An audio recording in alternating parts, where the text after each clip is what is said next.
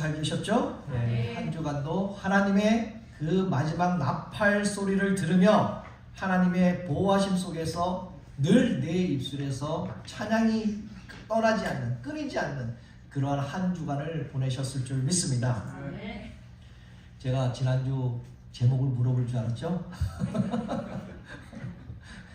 미리 얘기했어요. 이제 하나님의 나팔 소리. 지난주부터 날씨가 좀 굉장히 더웠습니다. 이제 앞으로 좀 더워지는 그런 추세가 있는데 또 어느 지역은 또 비가 많이 왔다라고 얘기를 또 들었어요. 또한 전쟁은 멈출 기색도 안 보이고 도시는 점점 삭막해진다 그러죠. 사막처럼 메말라가고 있는데 그럼에도 불구하고 우리 사랑하는 성도님들 마음은 풍성한 그 물줄기가 메말라 가지 않기를 주님의 이름으로 축복합니다. 아멘. 그래서 늘 하나님을 신뢰하고 하나님의 말씀을 듣고 그 말씀을 따르는 분들, 바로 예수님을 나의 구주로 모시는 그러한 모든 성도는요, 주님을 만난 경험, 하나님과 동행한 경험, 다시 말해서 그 믿음의 증거로 오늘까지 이렇게 저와 여러분들이 이렇게 예배드리고 살아가고 있는 줄 믿습니다. 아멘. 그렇다면 예수님을 구주로 믿는 성도들, 바로 우리들, 하나님을 신뢰하는 믿음이 왜 그렇게 중요한가? 믿음이 중요하다 그랬잖아요. 왜 중요한가? 오늘 6절에 이렇게 말씀합니다. 함께 읽겠습니다. 믿음 없이는 하나님을 기쁘시게 하지 못하나니 하나님께 나아가는 자는 반드시 그가 계신 것과 또한 그가 자기를 찾는 자들에게 상 주심을 믿어야 할지니라. 아멘. 그가 계신 곳, 바로 하나님과 만난 경험을 하는 곳. 아멘. 또 찾는 저들에게 하나님과 동행하는 아멘. 그러한 사람들에게는 상 주신다 라고 아멘. 말씀합니다. 세상에서 세상이 주는 믿음을 가지고 소망을 가지고 간절히 이루어지기를 바라는 사람들도 있습니다. 그 반면에 원하는 대로 이루어지지 않는 그러한 믿음을 가지고 있는 사람들도 있죠. 또한 어떤 믿음은요, 처음부터 단추를 잘못 껴서 잘못된 믿음을 가지고 있는 분들도 있습니다. 바로 거짓을 믿고 잘못된 정보를 믿는 그런 사람들이 있다는 것이죠. 그래서 창세기 3장 5절에 이렇게 말씀합니다. 이것도 함께 읽겠습니다. 너희가 그 선악과를 먹는 날에는 너희 눈이 밝아져 하나님과 같이 되어 선악을 알 줄 하나님이 아시니라. 창세기에 분명히 말씀하잖아요. 너희가 선악과를 먹는 날에는, 이렇게 잘못 믿고 잘못 정보를 알게 되면 이런 식이 된다는 것이죠.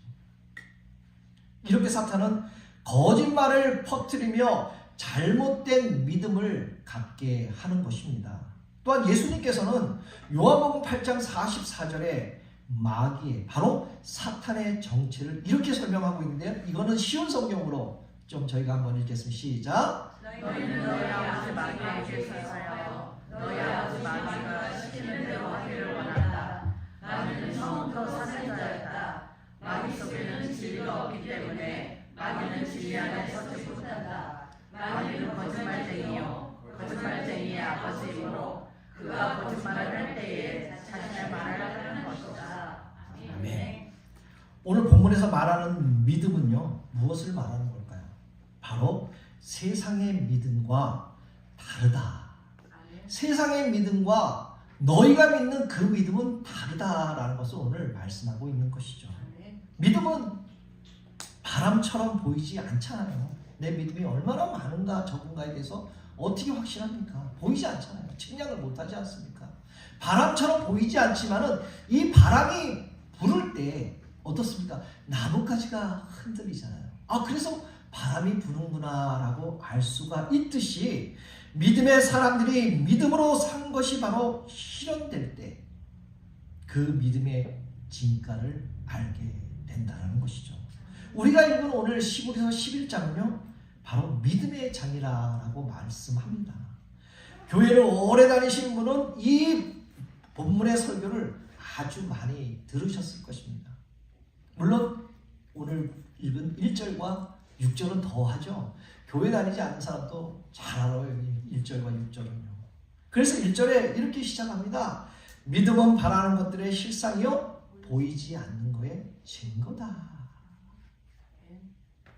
여기서 믿음의 실상이라는 것은 무엇을 말하는 걸까요? 믿음의 실상.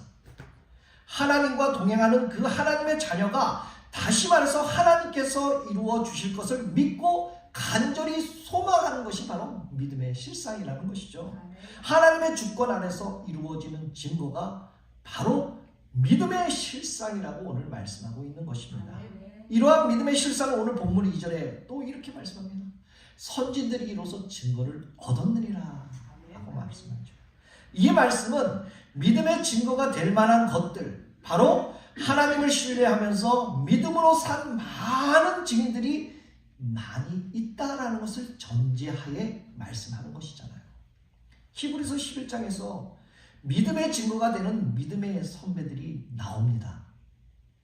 몇 명 나오는지 아세요? 궁금하죠? 궁금하면 500원은 옛날 시절이에요. 지금 시대가 물가가 얼마나 오르겠는데 1,000원은 줘야죠. 1,000원은. 궁금하면 1,000원. 네. 물가가 올랐는데 왜 그러십니까? 500원은 벌써 20-30년 전 얘기인데. 오늘 16명이라는 그 인원이 사람들이 나와요. 근데 여러분들 집에 가서 꼼꼼히 한번 살펴보시기 바랍니다. 왜 16명인가? 근데 이거를 그냥 아무 생각 없이 보시게 되면요. 13명도 나오고 14명도 나오고 15명도 나옵니다. 어쩌면 18명도 나옵니다. 그런데 믿음의 눈으로 본다 그러면요. 꼼꼼히 세면 분명 16명이 나옵니다. 이 16명의 믿음의 선배들을 통해서 믿음으로 사는 삶이 무엇인지를 묻는 사람들에게 또한 믿음의 삶이 무엇인지 보여주는 대한 그러한 말씀이 바로 이 히브리서 11장이라는 것이죠. 그렇다면 히브리서 11장에 나오는 이 16명의 믿음의 조상들 중에서 제일 먼저 아벨을 얘기했잖아요. 아벨을 통하여 보여주시고자 하는 믿음의 증거, 바로 믿음의 실상이 무엇인가라는 것이죠. 성경의 많은 믿음의 조상들 중에서 왜 아벨을 처음 앞에다 두고 믿음의 조상이라고 언급을 했을까? 하나님은 가인과 아벨의 제사를 통하여 믿음의 조상들이 가장 중요하게 생각한 그 예배를 통해서 믿음이 무엇인가를 보여주기 위함이라는 것이죠. 그래서 본문 4절에 이렇게 말씀합니다. 믿음으로 아벨은 가인보다 더 나은 제사를 하나님께 드림으로 의로운 자라라고 증거를 얻었다. 본문에서 아벨이 가진 믿음이 무엇입니까? 믿음으로 가인보다 더 나은 제사, 더 나은 예배를 드린 것이 바로 아벨의 믿음의 실상이라는 것이죠. 바로 믿음의 증거인 줄 믿습니다. 그렇다면 여기서 더 나은 제사, 더 나은 예배, 예배와 믿음과는 어떠한 관계가 있는가? 예배하고 믿음하고 어떤 관계가 있는가? 오늘 본문 4절에 더 나은 제사, 더 나은 예배의 의미를 잘 이해하기 위해서는요, 창세기 4장 1절에서 15절까지 말씀을 잘 우리가 읽어보고 이해를 해야 됩니다. 여기의 말씀을 통해 가인과 아벨이 드린 제사의 차이점과 하나님이 가인과 아벨을 통하여 보여주시고자 하는 믿음이 과연 무엇인가를 먼저 창세기 4장 1절에서 15절을 통해 알아야 된다는 것이죠. 먼저 창세기 4장 3절에서 5절까지를 보게 되면요. 함께 읽을까요? 가인은 땅의 소산으로 제물을 삼아 여호와께 드렸고 아벨은 자기도 양의 첫 새끼와 그 기름으로 드렸더니 여호와께서 아벨과 그의 제물을 받았으나 가인과 그의 제물은 받지 아니하신지라. 가인의 제사와 아벨의 그 제사만을 보면요, 무엇이 다른지 아시겠어요? 성경에서는 언급하지 않습니다. 분명하게 말씀하고 있지는 않아요. 너의 제사는 어때? 너의 제사는 어때? 분명하게 얘기하지 않습니다. 여기서. 그런데 왜 히브리 저자를 통해서 하나님께서 아벨의 제사를 받은 것은 아벨이 가인보다 더 나은 제사, 더 하나님께 기뻐하시는 예배를 드렸기 때문이라고 오늘 말씀하고 있습니다. 4절에 아벨의 제물을 받았으나 여기에 받았다라는 그 의미는 그 히브리어는 샤아라 하는데요. 샤라 하는데 그 의미는 주목하다, 감격하다라는 뜻을 가지고 있습니다. 다시 말해서 아벨의 제사는 하나님께서 그 예배를 주목할 만한 가치가 있기 때문에 하나님께서 기쁘게 받았다라는 그 의미를 말씀하고 있는 것이죠. 그래서 창세기 4장 5절에는 가인과 그의 제물은 받지 아니하였다라고 말씀합니다. 그랬더니 가인이 어떻습니까? 몹시 분하여서 안색이 변했다라고 설명합니다. 히브리 그 원문에 보게 되면요, 이 받지를 않으셨다라는 말, 쳐다보지도 않았다라고 그러한 뜻을 가지고 있습니다.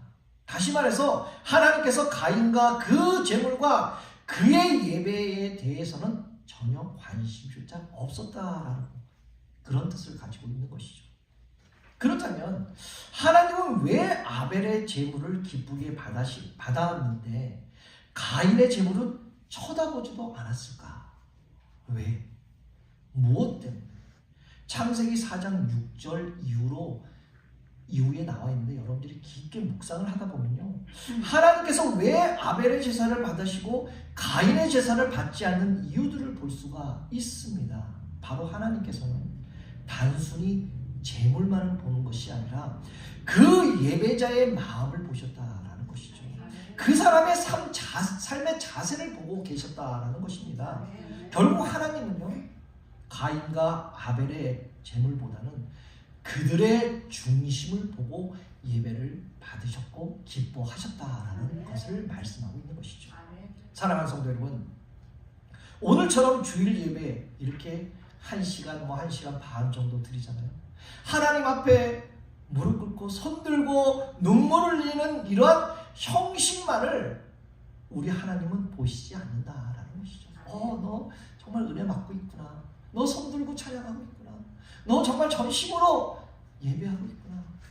라고 이것만 보고 있는 게 아니라는 것이죠. 하나님은 예배자의 중심을 보신다는 것 여러분들이 이미 알고 계시잖아요. 바로 예배자의 삶을 보고 계시는 줄 믿습니다. 눈이 멀거나 절거나 병든 제물이 온전한 예배의 제물이 될 수 없듯이 우리의 평소의 삶이, 내 가정에서, 내 직장에서, 내 일상의 삶이 하나님께서 기뻐하시는 예배자가 아니다면 온전히 하나님은 받지 않으신다라는 것이죠. 바로 하나님께서 기뻐하시는 예배자로 서 있어야 하나님이 예배를 기뻐 받으실 줄 믿습니다. 창세기 4장에서 가인의 성품이 곳곳마다 이렇게 좀 드러나잖아요. 여러분들 창세기 다 읽으셨죠? 네. 우선 5절을 보게 되면 가인이 자신을 돌아볼 줄 모르는 성품을 가진 사람이라고 말하고 있습니다. 하나님이 자신의 예배를 받지 않자 어떻습니까? 안색이 변했다라고 표현하고 있잖아요. 본문에 안색이 변한다라는 이 말을 조금 더 쉽게 설명하면 너무나 화가 나서 극심한 그 표현에서 내 얼굴이 굳어버렸다. 안면 근육이 멈춰버렸다. 조금 더 표현한다면 너무 화가 나서 열이 확 올라서 내 얼굴이 울긋불긋해 변해버렸다라는 이러한 표현입니다. 이것은 어떻습니까? 이런 표현이, 이러한 모습이 바로 죄인의 일반적인 모습의 표현이라는 것이죠. 자신의 재물이 연락되지 못한 것을 본 가인은 내 잘못을 뉘우치고 회개했어야에도 불구하고 오히려 하나님 앞에서 얼굴을 굽히며 불만을 토로하는 그 자신의 잘못을 돌아볼 줄 모르는 사람이 바로 가인이었다라는 것이죠. 저는 말씀을 준비하면서 제 한 일주일에 대한 모습을 한번 생각해 봤어요. 내 일주일의 모습이 과연 가인의 모습이 아니었나. 조금만 나에게 싫은 소리를 들으면 얼굴이 갑자기 변하고, 갑자기 주먹이 불끈 져지게 되고, 여기서 막 우라가 터지고. 집에서도 그러지 않습니까, 여러분들? 안 그러세요? 안 그러세요? 네. 혹시 여러분들은 일주일 모습이 어떻습니까? 가인의 모습은 아니었나? 네. 또한 9절에서는요, 내 아우 아벨이 어디 있느냐라고 하나님은 가인에게 물어봅니다. 근데 이 질문이, 내 아우가 아벨이 어디 있느냐, 이 질문이요, 하나님이 가인한테 아벨이 어디 있는지 몰라서 질문을 했을까요? 아니잖아요. 그게 다 알면서도 가인에게 회개할 기회를 줄 수 있는 그러한 질문 아닙니까? 너 돌이켜서 다시 와라, 회개해라 라는 그러한 질문입니다. 그런데 가인은 이렇게 대답하잖아요. 내가 내 아루를 지키는 사람입니까? 오히려 반문하잖아요. 죄를 회개하는 것이 아니라 바로 거짓으로 하나님을 속이려고 하고 있다는 것이죠. 사랑하는 성도 여러분, 오늘 예배 가운데 혹시 나는 하나님을 속이고 있지는 않은가? 예배를 통하여 우리의 잘못을 회개하기커녕 오히려 죄를 합리화시키고 있지는 않은가? 한번 우리는 돌아봐야 된다는 것이죠. 하나님께서 우리에게 주일 하루 드리는 예배의 모습만을 보고 계시는 게 아니잖아요.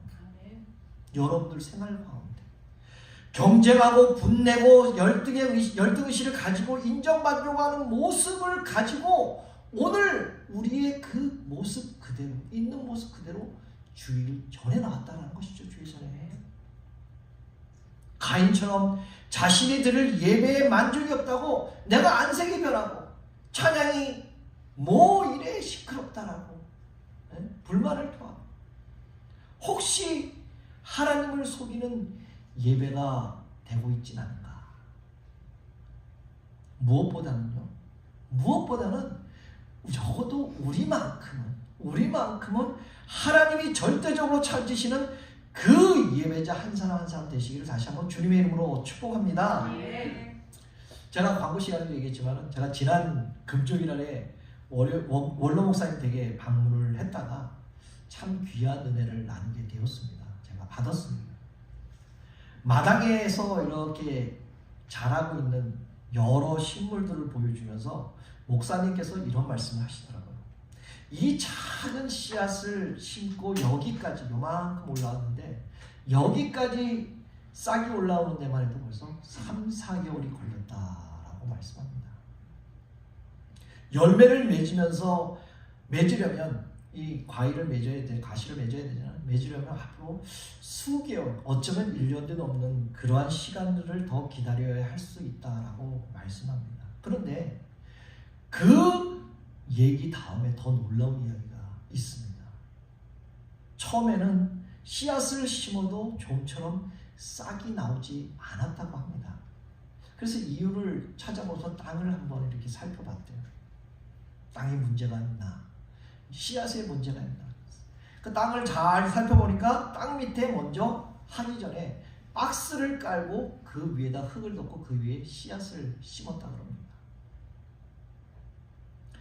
그랬더니 땅 아래쪽에서 물을 이제 자꾸 줄 거 아닙니까? 그런데 그 땅 아래쪽에는 물이 빠지지 않고 뒤집어 봤더니 지륵이 돼버리더만, 물이 흥건해갖고. 그리고 위쪽에서는 물이 쫙 빠지니까 이게 쫙 해가 뜨니까 말라가잖아요. 겉으로는 보기에는 괜찮아 보이는데 실제로 씨앗이 건강하게 자랄 수 없는 상태였다는 것이죠. 땅을 파보니까. 그 원인을 발견해보니까.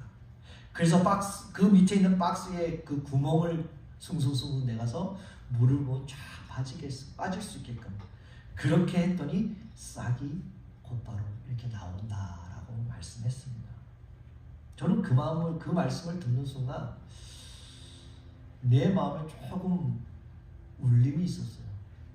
어쩌면 나는 목사로서, 나는 하나님을 믿고 의지하고 예배한다고 하지만 혹시 내 안에 그 물이 빠지지 않는 그 죄성이 가득 차 있다는 것이죠. 쌓여 있지 않은가? 가인처럼 예배를 제사를 드리고 있지 않은가? 혹시 내 안에 쌓인 그 곡이 진흙처럼 되고 있지 않은가? 그런 자신을 돌아보면서 한번 은혜의 시간이 저는 새롭게 또 되었습니다.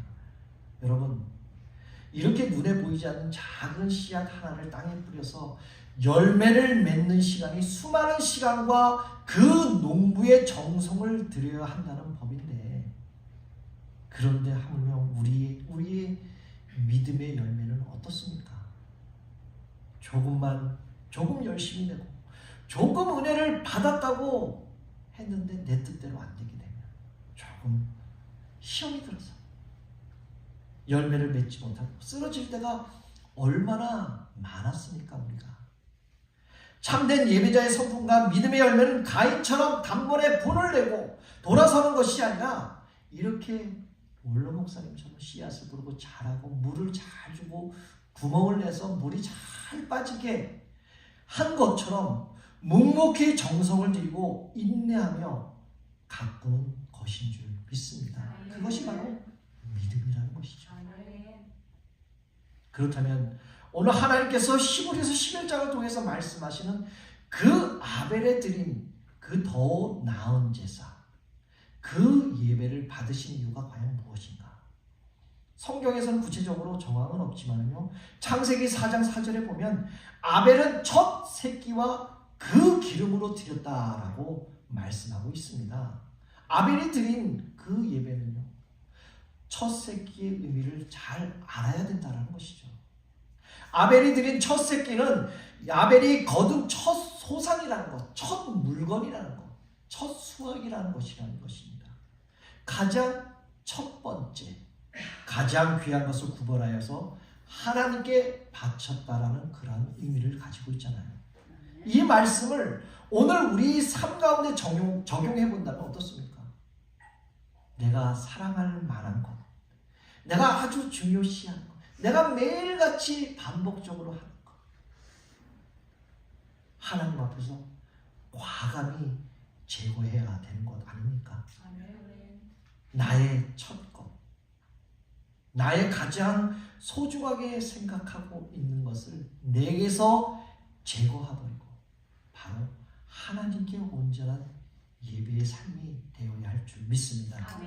사실 일주일 중에 유일하게 쉴 수 있는 것이 어디입니까? 바로 주일 아니에요.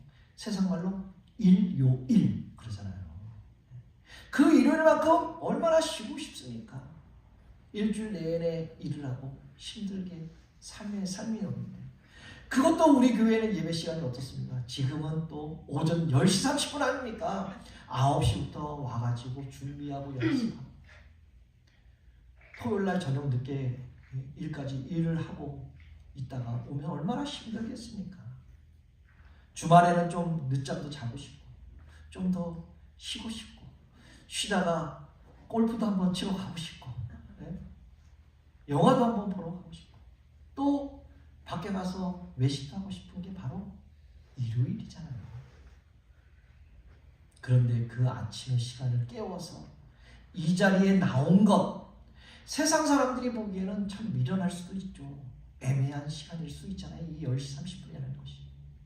그러나 하나님은 가장 귀한 시간을 하나님께 드렸는지를 보시고 그 예배를 통해서 가장 최고의 것을 드리려는 그 아벨의 마음을 믿음으로 인정해 주셨다는 것이죠. 일주일의 가장 첫 시간인 주일을 구별해서 우리는 예배를 드리고 하루의 첫 시간을 주님께 나와 기도하고 물질의 첫 것을 구별하여 드리는 여러분들의 중심을 보시고 칭찬하며 축복해 주실 줄 믿습니다. 그러므로 지금 여러분들이 드리고 있는 이 예배 가운데 첫 번째 최고의 것을 드리는 이 예배가 여러분 안에 있으시기를 다시 한번 주님의 이름으로 축복합니다. 오늘 본문에 나오는 또 한 사람의 믿음의 주인공이 있죠. 바로 에녹입니다. 에녹을 통해서 하나님이 보여주시는 믿음의 증거는 하나님과 동행하는 사람의 믿음을 하나님께서는 기뻐하셨다라는 것입니다. 하나님께서 하나님과 동행하는 믿음을 보셨다라는 것이죠. 오늘 본문에서 에녹이 하나님과 동행하였다라는 것은 에녹이 하나님을 너무 좋아하고 사모하고 감사하고 받은 은혜가 커서 하나님과 동행하는 그 시간을 가장 소중하게 생각했다라는 그런 의미를 가지고 있습니다. 그래서 여기에 에녹이 하나님과 동행했다라는 이 원래의 의미는 산책했다라는 의미를 가지고 있습니다. 에녹은 늘 하나님과 산책을 하듯 숲속을 거닐며 자연을 보며 하나님과 긴밀한 교제를 하며 하나님과 동행했던 것이죠. 하나님께서 하나님과 동행하는 것을 기뻐하는 에녹을 보시고 오늘 히브리서 기자는 5절에 이렇게 말씀하고 있습니다. 함께 읽겠습니다. 믿음으로 에녹은 죽음을 보지 않고 옮겨졌으니 하나님이 그를 옮기심을 다시 보시지 아니하였느니라. 그를 옮겨지기 전에 하나님을 기쁘시게 하는 자라 하는 증거를 받았느니라. 아멘. 히브리서 내용의 기초가 되는 창세기 5장 24절에 보게 되면요, 에녹이 하나님과 동행했더니 하나님이 그를 데리고 가셨으므로 세상에 있지 아니하였더라 라고 창세기에서 먼저 얘기하고 있잖아요. 이 말씀을 스코틀랜드 신학자인 앤드류 보노는 이렇게 말씀을 상상했습니다. 제가 표현을 잘 할지는 모르겠지만 한번 들어보시기 바랍니다. 에녹은 하나님과 산책하며 단둘이 대화하기를 좋아했는데 하나님과 에녹이 너무 즐겁고 기쁘게 대화를 나누다 보니까 집에서 멀리 떠났다. 하나님이 에녹을 보시고 이제 집으로 돌아가야지 라고 에녹에게 물었습니다. 에녹은 예, 집에 가야죠 하면서 좀 더 하나님과 있으면 안 될까요? 라고 이 신학자는 이러한 이 구절을 가지고 상상을 했습니다. 이렇게 여러분들 결혼하시기 전에 연애들을 다 하셨죠? 네, 연애들을. 그 연애하셨을 때 어떻습니까? 내가 집에 데려다 줄게 하면서 쫙 데리고 집에 앞에 갔더니 내가 너를 또 데려다 줄게. 또 다시 저 버스 정류장까지 갑니다. 아, 그래도 여자니까 다시 또 데려다 줍니다.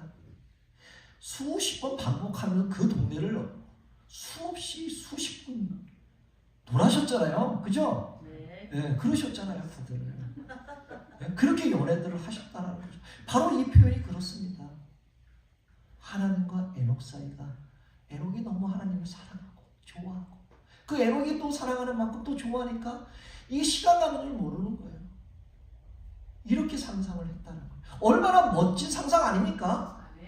여러분들 이러한 상상을 하면서 늘 하나님과 동행하시기를 다시 한번 주님의 이름으로 축복합니다.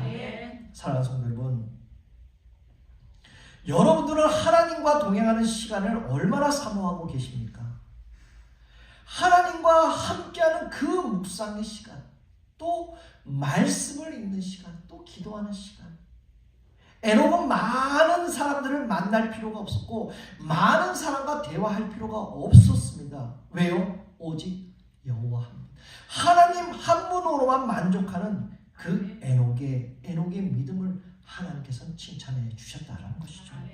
그러므로 사랑하는 성도 여러분, 여러분의 삶에 에녹과 같이 하나님과 산책하며 깊이 묵상하며 동행하는 그러한 기쁨의 삶이 하루하루 매일같이 있기를 다시 한번 주님의 이름으로 축복합니다.